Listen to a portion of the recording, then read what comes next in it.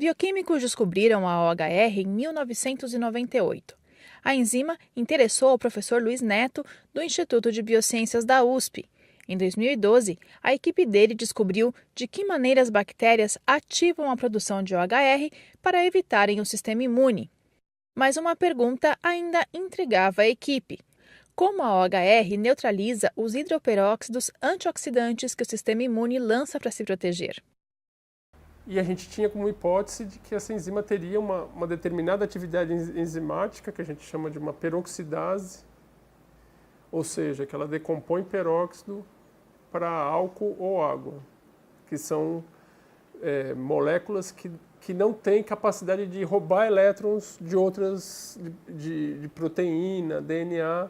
Isso confere uma proteção para o organismo que contém esse antioxidante, essa enzima antioxidante. No caso, o organismo das bactérias.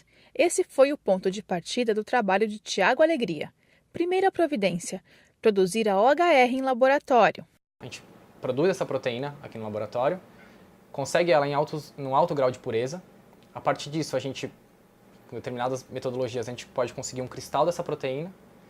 A partir do cristal, uma metodologia de difração de raio-x, a gente consegue um modelo da estrutura dessa proteína, que seria essa imagem tridimensional dessa estrutura dessa proteína. Tendo isso, a gente tem a possibilidade de fazer uma análise, por exemplo, de ancoragem, que é o que a gente fez nesse trabalho.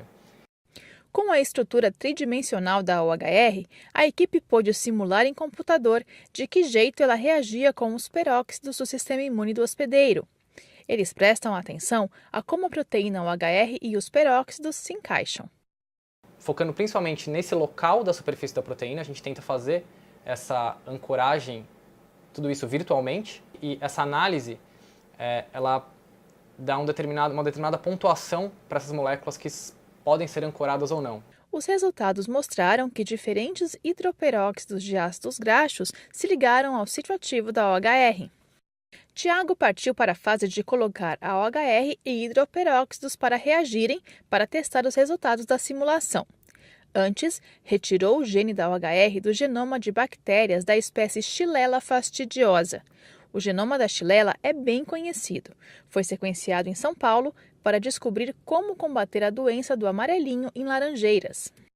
Ao trabalhar in vitro, o que a gente precisa é dessa proteína, dessa enzima purificada, em alto grau de pureza, em grandes quantidades para a gente poder realizar esses ensaios enzimáticos. Então o que a gente faz é copiar, a gente chama isso de clonagem, a gente copia o gene da bactéria Xylella, coloca esse gene numa outra bactéria, que é uma bactéria amplamente utilizada em laboratório, que é a Escherichia coli, e essa bactéria Escherichia coli, ela produz essa proteína proveniente de Xylella para a gente. A gente consegue extrair e purificar essa proteína. E a partir do momento que a gente consegue purificar e extrair essa enzima, a gente pode trabalhar com ela nos nossos experimentos em laboratório. Nesse aparelho a gente utiliza para observar a atividade enzimática. Então, nesse caso, a gente vai estar observando a enzima OHR decompondo o hidroperóxido de ácido graxo. Com esse aparelho a gente consegue ver a eficiência e medir a velocidade com que a enzima consegue fazer isso. Na hora que eu iniciar a reação, a gente consegue visualizar o consumo de um desses substratos.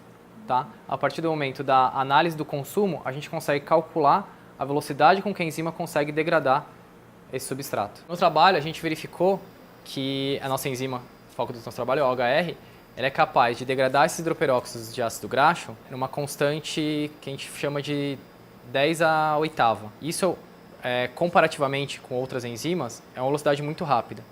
Se a gente pensar que a velocidade da difusão, que é simplesmente duas moléculas se encontrarem numa solução e reagirem no exato momento que se encontrarem, é 10 à nona, a gente está muito próximo da ordem de grandeza máxima que uma enzima pode trabalhar, que a gente idealizaria como uma enzima perfeita. A grande surpresa foi perceber que, em contato com outro peróxido, a enzima agiu com a mesma eficiência observada com os hidroperóxidos.